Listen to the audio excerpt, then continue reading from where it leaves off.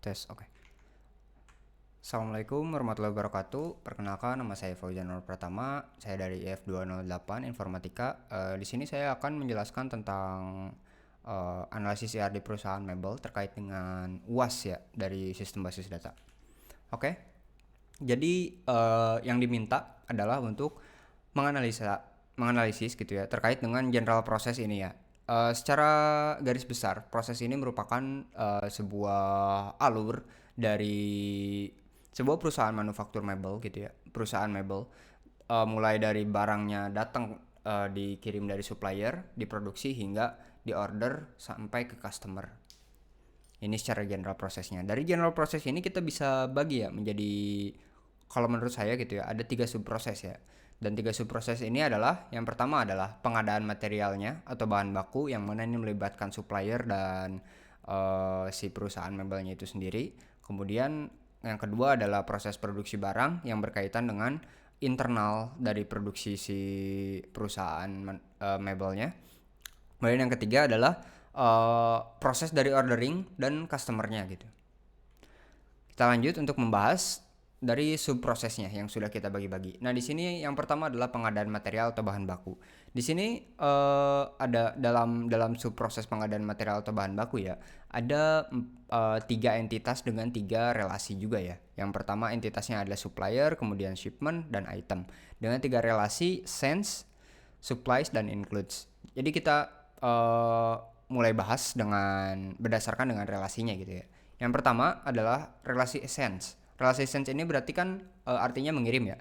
Yang di sini relasi essence ini menghubungkan antara supplier dengan shipment. Nah,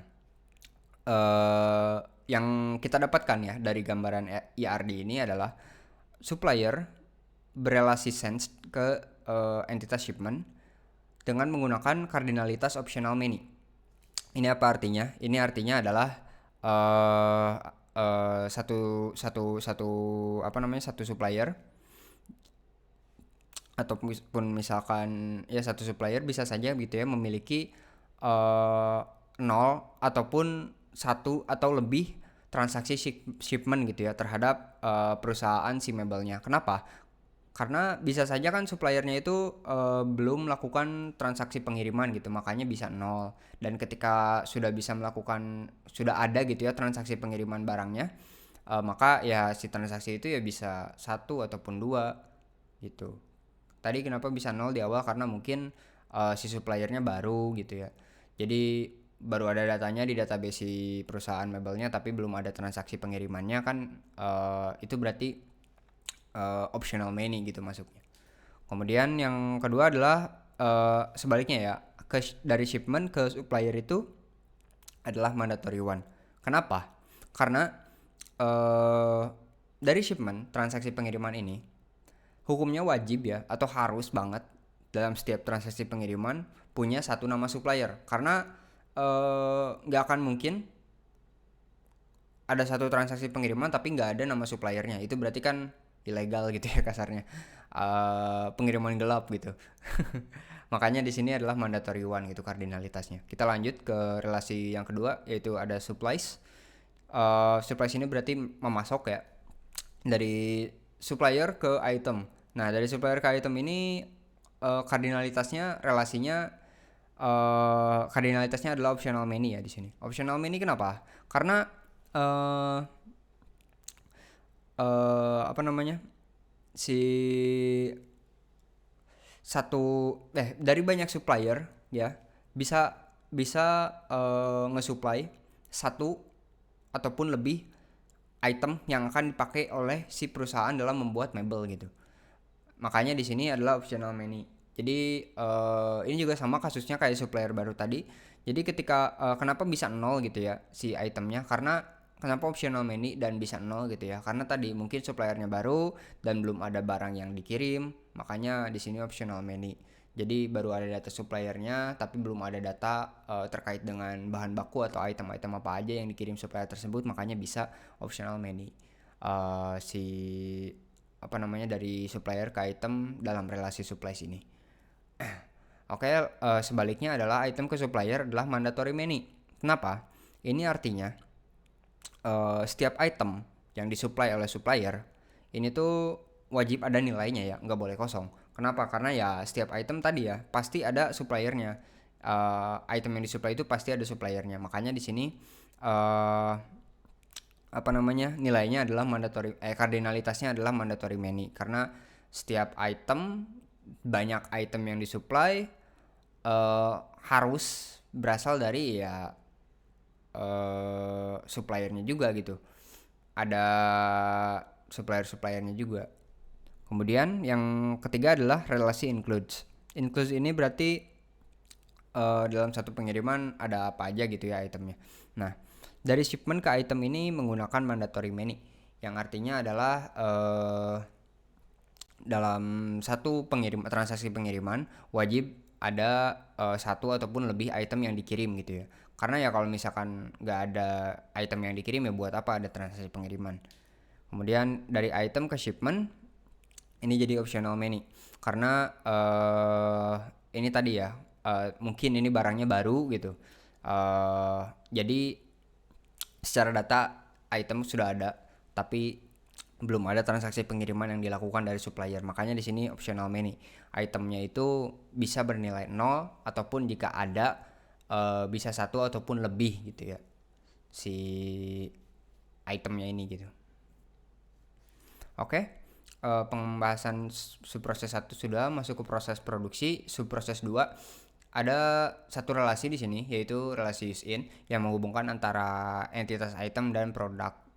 Ya, benar, produk.